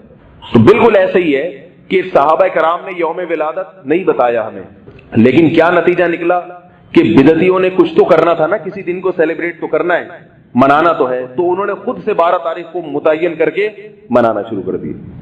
جیسے عیسائی خود اس بات کا اعتراف کرتے ہیں کہ 25 دسمبر حضرت عیسیٰ کا یوم ولادت نہیں ہے، یہ عیسائی پادریوں نے اپنی کتابوں میں لکھا ہے، مگر دن تو منانا ہے نا انہوں نے، عمل سے تو ثابت نہیں کرتے کہ ہم عیسائی ہیں۔ عیسائیوں کی آج داڑیاں نہیں ہوتی، حضرت عیسیٰ علیہ السلام کی داڑھی تھی۔ حضرت عیسیٰ علیہ السلام زنا اور شراب کے خلاف دعوت لے کر آئے تھے، آج پورا امریکہ شراب بھی پی رہا ہے، زنا بھی کر رہا ہے۔ تو جو عملی تو کام کرنے کے تھے حضرت عیسیٰ کی تعلیمات میں وہ چھوڑ دیے، حضرت عیسیٰ کے یوم ولادت منانا شروع کر دیا۔ یہ سب ان لوگوں کے کام ہیں جو عمل میں کسی کو فالو نہیں کرتے مگر دن منا کے خوشیاں مناتے ہیں۔ عیسائیوں کے پاس بھی یوم ولادت محفوظ نہیں تھا حضرت عیسیٰ کا، انہوں نے بھی 25 دسمبر متعین کر کے اس کو منانا شروع کر دیا۔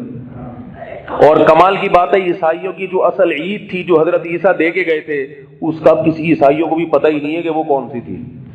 تو جس طرح سے ربیع الاول 12 تاریخ منائی جا رہی ہے، اس سے بھی ایسا معلوم ہوتا ہے کہ کچھ وقت کے بعد ان کو یہ پتہ ہی نہیں چلے گا کہ اصل عیدیں کہاں غائب ہو گئیں۔ اور جوش و خروش ان لوگوں میں عید الفطر اور عید الاضحیٰ میں اتنا نہیں ہوتا جتنا اس بنائی ہوئی عید میں ہوتا ہے۔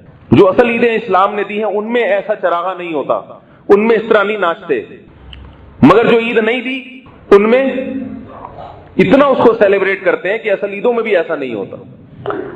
تو یہ ساری باتیں اس بات کی علامت ہے میرے بھائی، اللہ تعالیٰ نے ہمیں جو دین دیا ہے۔ بعض لوگ کہتے ہیں کہ تم لوگ بھی تو حضرت عمر کا دن مناتے ہو اور فلاں کے دن مناتے ہو، تو جو مناتے ہیں بھائی ان سے پوچھو، ہم تو نہیں مناتے، ہم تو نہ حضرت عمر کا دن مناتے ہیں، نہ عثمان کا دن مناتے ہیں، نہ علی کا دن مناتے ہیں رضی اللہ عنہ، نہ حضرت حسین کا دن مناتے ہیں۔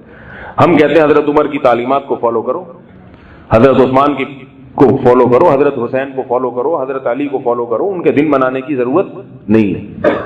تو اس لیے اس بارے میں اپنا عقیدہ درست کریں۔ اور ایک بات یہ کہ دیکھو بھائی، یہ وقت ذرا مجھے بتائیں، یہ گھڑی تھوڑی آ گیا ہے، کیا ٹائم ہو رہا ہے؟ 35 ہو رہے ہیں۔ اب اس دن کیا ہوتا ہے کہ بہت سارے لوگ منانے کے مختلف اسٹائل ہیں لوگوں کے، کچھ تو بریک ڈانس پہ آ جاتے ہیں، نبی کی یاد میں ناچ رہے ہیں، باقاعدہ ڈانس ہو رہا ہے، اتنی بڑی بڑی داڑیاں اور پگڑیاں پہن کے ناچ رہے ہیں، کچھ رو رہے ہیں نبی کی یاد میں، ایسا رو رہے ہیں خاص طور پہ جب کیمرہ سامنے آتا ہے تو بہت زیادہ روتے ہیں، پھر وہ بہت زیادہ روتے ہیں۔ رونا دھونا یہ تنہائی میں اچھا لگتا ہے، مجمع میں رونا دھونا، ہمارے حضرت ایک شعر پڑھا کرتے تھے، اہل اللہ کی عادت کیا ہوتی ہے، دن گزارے ساز میں راتیں گزاری سوز میں، عمر بھر ہم دن میں بلبل شب میں پروانہ رہے۔ دن گزاری ساز میں، ساز کا مطلب خوش و خرم، راتیں سوز و گداز غم میں۔ یہ اہل اللہ کی عادت ہے، لوگوں کے سامنے مسکراتے چہروں سے اور تنہائیوں میں اللہ کے سامنے رونے والے۔ دن گزارے ساز میں، راتیں گزاری سوز میں، عمر بھر ہم دن میں بلبل، دن میں بلبل کی طرح چہکتے ہیں خوش و خرم، شب میں پروانے کی طرح آگ کے گرد۔ جیسے پروانے کی صرف ایک چیز ہوتی ہے، آگ مل جائے جل جائے گا آگ میں، تو اہل اللہ کیا کرتے ہیں؟ تنہائیوں میں پروانے کی طرح اللہ کی ذات کے گرد گھومتے ہیں۔ وہ جو مجمع میں زیادہ رو رہا ہے تنہائیوں میں نہیں روتا، وہ فراڈی ہے، 2 نمبر ہے۔ آ رہی ہے بات سمجھ گئے نا کون مراد ہے؟ مجمع میں، اور یاد رکھو جو تنہائی میں ذکر نہیں کرتا، مجمع میں بیٹھ کے چیختا رہتا ہے ذکر اللہ کا، وہ بھی بدعتی ہے۔ حضرت عبداللہ ابن عباس رضی اللہ تعالی عنہ نے آخری عمر میں کچھ لوگوں کو مسجد میں زور سے ذکر کرتے ہوئے سنا، جتھا بنا کے بیٹھے ہوئے تھے، ذکر کر رہے تھے، ہوا لگے ہوئے تھے۔ حضرت عبداللہ بن عباس نابینا ہو گئے تھے، فرمائے کس کی آوازیں آ رہی ہیں؟ کہا ذکر کر رہے ہیں کچھ لوگ۔ خادم سے کہا پتھر اٹھا کے دو، اٹھا کے مارا ان کو۔ بولا ابھی رسول اللہ صلی اللہ علیہ وسلم کا انتقال ہوا ہے اور انہوں نے یہ بدعتیں شروع کر دی، ہم نے نبی کے وقت میں یہ بدعت نہیں دیکھی۔ اسپیکر آن کر کے ذکر ہو رہے ہیں۔ بھئی اللہ کو یاد کر رہے ہو، یہ پبلک کو پریشان کر رہے ہو؟ اللہ کو یاد کرو، تنہائی میں بیٹھ کے اللہ کا ذکر کرو، مسجد کے کونے میں بیٹھ جاؤ، جتنا مرضی ذکر کرنا ہے کرو، کس نے منع کیا؟ آج بعض مسجدوں میں کیا ہوتا ہے کہ وہ خاص طور پہ رمضان کی آخری راتوں میں وہ سارے جتھے بنا کے پورے محلے والے بیٹھے تھے، ہو ہا ذکر ہو رہے ہیں۔ کیا ہے یہ کون سا طریقہ ہے ذکر کا؟ بھائی کوئی غیر مسلم یہ منظر دیکھ کے اسلام قبول کرے گا؟ دیکھو نماز کو دیکھ کے بہت سے غیر مسلموں نے اسلام قبول کیا، اتنی خوبصورت عبادت ہے۔ روزے کو دیکھ کے بہت سے غیر مسلموں نے اسلام قبول کیا، مگر یہ اس طرح مسٹنڈوں کی طرح بیٹھا ہوگا نا، ہو کر رہا ہوگا، وہ کہے گا یہ بھی کچھ ہمارے یہاں کچھ ہوتے ہیں دیوانے، یہ بھی وہی ہیں۔ جو سنت طریقہ ہے، اور جو صوفیاء کرام بعض دفعہ ضربیں بتاتے ہیں کہ اللہ کی ضربیں لگائی جائیں، وہ ضربیں بذات خود مقصود نہیں ہوتی، وہ کیا ہوتا ہے، اللہ کا نام دل میں بٹھانے کے لیے ایک مشق کرائی جاتی ہے، اس کو سنت نہیں سمجھا جاتا۔ تو جب وہ قرار نصیب ہوتا ہے تو وہ چھڑوا دیتے ہیں۔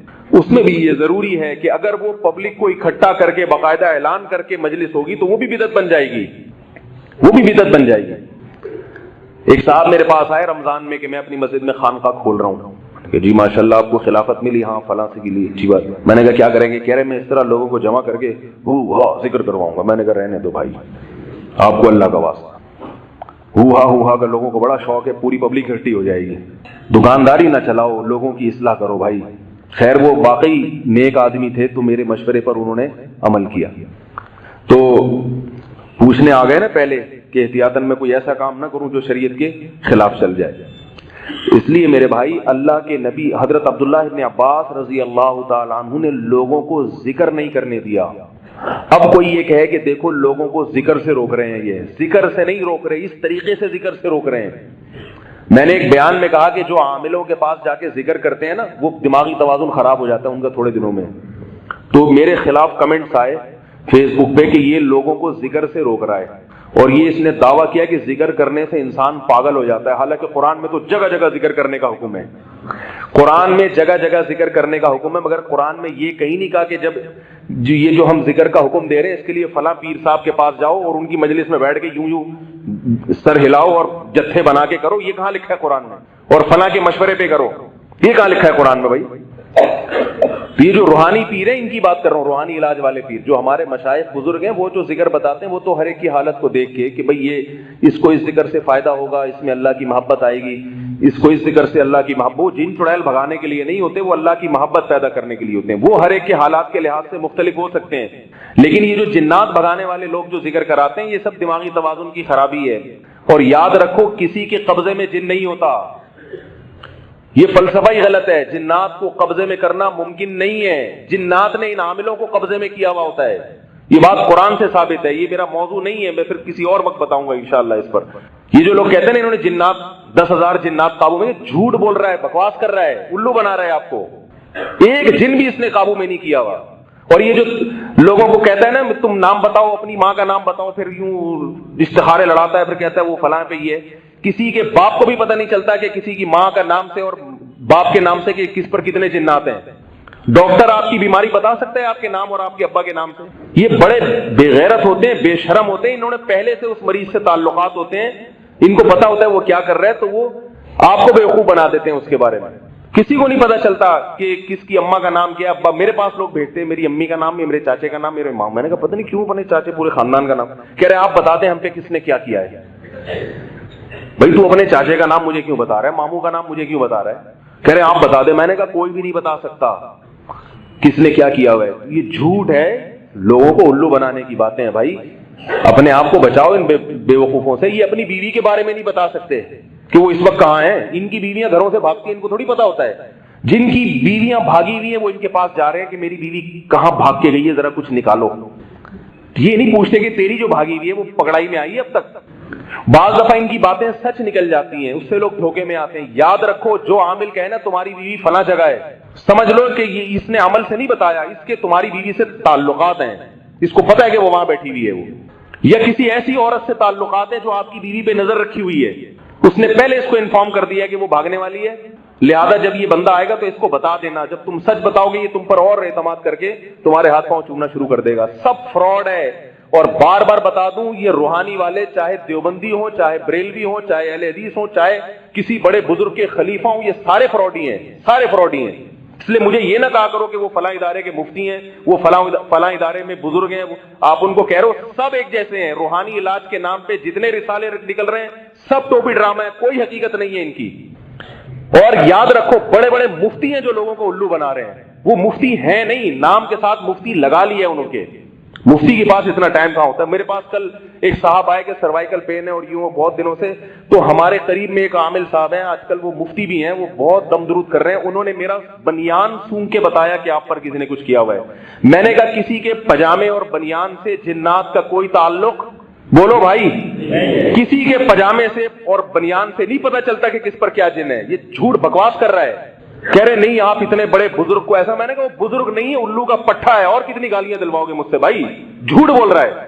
کیا کروں, افسوس اس پر ہوتا ہے کہ بیڑا غرق کر دیا انہوں لوگوں کا, اور میرے بیان سن کے پھر جا رہا ہوتا ہے اس کے پاس. کہہ رہے نہیں میں نے 6 آدمیوں کو دکھایا, سب نے کہا ہے, سب نے جھوٹ بولا ہے, کوئی کچھ نہیں. اگر ہے جن تو آیت الکرسی پڑھو, خود پڑھ لو, امام صاحب سے پڑھوا کے دم کروا لو کسی بھی, وہی فائدہ ہوگا. ان کے پاس کچھ بھی نہیں ہے. بعض یہ کہتے ہیں کہ قرآن سے ہم علاج کر رہے ہیں, وہ بھی جھوٹ بولتے ہیں. قرآن کے نام پہ سیڑھیاں چل رہی ہیں, وہ بھی جھوٹ ہے. قرآن سے وہ جادو کر رہے ہیں حقیقت میں. یاد رکھو جیسے قرآن سے جادو اترتا ہے, قرآن سے جادو چڑھتا بھی ہے. قرآن ایک سیڑھی آئی بھی ہے, کیونکہ سادگی نے لوگوں کو بہت الو بنایا ہوا ہے. اور کہتے ہیں تبلیغ کے بہت بڑے کوئی اکابر ہیں, یہ تبلیغ والے یہ کام نہیں کرتے. اور اگر تبلیغ کے کوئی اکابر ہے تو خدا کی قسم وہ بھی فراڈی ہے, وہ بھی فراڈی ہے. تبلیغ والوں کو اس نے بیوقوف بنا کے وہاں تک پہنچ گیا. وہ کیا ہے, قرآن کی سیڑھیاں تقسیم کی ہوئی ہیں کہ جناب وہ یہ آیتیں اتنی دفعہ سنیں گے تو جن اترے گا. حالانکہ اس سے کیا ہو رہا ہے کہ جب آپ ایک دماغ میں تصور رکھ کے 1-1.5 گھنٹے تک وہ سنتے ہو تو آپ پہ اثرات ہونا شروع ہو جاتے ہیں, الٹیاں ہوتی ہیں. وہ الٹیاں ہونا آپ اس کی علامت ہے کہ آپ پہ جادو چڑھ رہا ہے. وہ بیچارہ مریض سمجھ رہا ہوتا ہے کہ مجھ پہ جادو اتر رہا ہے. تو سب الو بنانے والی باتیں ہیں, کسی کو نہیں مانا کرو. کوئی کرتا ہے نا یہ بنیان دیکھ کے, پجامے دیکھ کے بتا رہا میرے پاس لے کر آؤ, تو بچاؤ اپنے آپ کو ان چیزوں سے.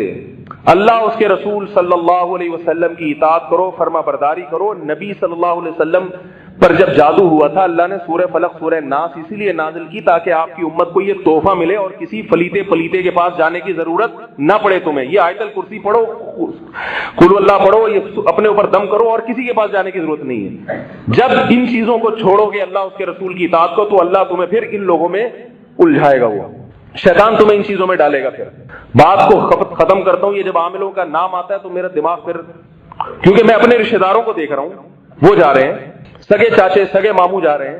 ایک دن میرے سگے رشتے دار نے کہا, بہت قریبی ہیں, ممکن ہے بیان سنے تو غصہ ہو اس لیے نام نہیں لے رہا ان کا. انہوں نے کہا وہ آپ کے فلانے قریبی بزرگ نے فلانے کی جن کے ذریعے آپریشن کروا کے پتھری نکالی. میں نے کہا نہیں نکالی, جھوٹ بول رہا ہے. وہ جن کے ذریعے کسی کے گردے کی پتھری نکالنا کسی کے باپ میں دم نہیں ہے, خدا کی قسم. آپریشن کرنا جن کے ذریعے, وہ کہہ رہے ہیں جنات تو کر سکتے. میں نے کہا کر سکتے ہیں, اس کے مشورے پہ نہیں کر سکتے. میں نے کہا یہ میرا موبائل پروفائل پر ہے, اس کو بولو جنات کے ذریعے اس کو سائلنٹ پہ کر دے. یہاں پہ میں بیٹھا ہوا ہوں, نہیں کر کے دکھا سکتا. جو جن موبائل کو سائلنٹ پہ نہ کر سکے وہ آپریشن کہاں سے کرے گا؟ डॉक्टर बनने के लिए तो बहुत बड़ा इंजीनियर होना चाहिए। और याद रखो ये जो वाकयात होते हैं ना, यूं कर दिए, ये सब शोबदे होते हैं, नजर के धोखे होते हैं। नजर का धोखा एक बाकायदा फन है, ये सीखा जाता है। देख नहीं रहे यूट्यूब पे आजकल कैसे मैजिक शो आ रहे हैं, जनाब उससे रुमाल से कबूतर बना के निकाल देता है, तो वो नजर का धोखा होता है। तो इनके पास भी नजर के मिसमेरिज्म होता है, नजर के धोखे होते हैं। बाज दफा ये बता देते हैं आपकी जेब में क्या है, बाज दफा बता देते हैं, दिमाग पढ़ लेते हैं बाज दफा मिसमेरिज्म करके, लेकिन इससे कुछ भी नहीं होता। बता दिया तो क्या है जेब में, देख के बता दो जेब में क्या है। इससे ना इसको कोई आपकी बिगड़ी बना सकेगा, ये ना आपका कोई नुकसान पहुंचा सकेगा। और इन लोगों का बुजुर्गी से कोई ताल्लुक नहीं होता, ये बुजुर्ग बन के बैठे हुए होते हैं उल्लू बनाने के लिए लोगों को। चीख चीख के थक गए, मगर अपने मौलवियों की समझ में नहीं आ रहा बाकी। फिर कोई देखता हूं कोई बहुत बड़े मौलवी साहब जाके किसी फ्रॉडी से बैत हो जाते हैं जाके। दारुल उलूम कोरंगी के मुफ्ती, जामिअत रशीद के उस्ताद, वो ऐसे रूहानी आमिलों के हाथ से बैत हैं। हालांकि दारुल हमारे नजर में काबिल एहतराम इदारा है, उनके उलमा हमारे अकाबिर हैं, मगर वो आलिम भी अगर किसी फ्रॉडी के हाथ पे, रूहानी के हाथ से बैत होगा तो याद रखो मैं फिर भी उस रूहानी को नहीं मांगूंगा। मैं कहूंगा कि ये रूहानी इतना बड़ा फ्रॉडी है कि इसने ऐसी चाल चली है कि इसने इतने बड़े आलिम को बेवकूफ बना दिया। एक साहब मेरे पास आए, बस आखिरी बात करके बयान खत्म करता हूं। कहने लगे कि ये जो है ना, वो फलाना आमिल जिसको आप फ्रॉडी कहते हैं, उसके हाथ पे तो शेखुल हदीस बैत हैं। मैंने कहा इस शेखुल हदीस के बैत होने से मैं ये नहीं कहूंगा कि वो फ्रॉडी नहीं है, मैं ये कहूंगा वो इतना बड़ा फ्रॉडी है कि उसने शेखुल हदीस को भी बेवकूफ बना दिया। ये फार्मूला याद रहेगा। जब किसी बड़े बुजुर्ग को देखो ना, इस रूहानी के हाथ में बैत हो रहा है, जो तुम्हें बैठ के जिक्र करा रहा है और कह रहा है इससे तुम्हारे जिन्ना और सारे मसाइल हल हो जाएंगे, जो तुम्हें जिक्र करा रहा है ना अल्लाह की मोहब्बत पैदा कराने के लिए, बस वो तो अल्लाह वाला है। और जो तुम्हें करा रहा ना, ये मेरे सामने बैठ के ये घुमा ले, इससे तेरी बेटी की शादी हो जाएगी, तो उसकी महफिल में अगर कोई बहुत बड़ा शेखुल हदीस बैठ रहा है तो उस रूहानी पीर से फिर भी मुतासर होने की जरूरत नहीं है। बोलो ये इतना बड़ा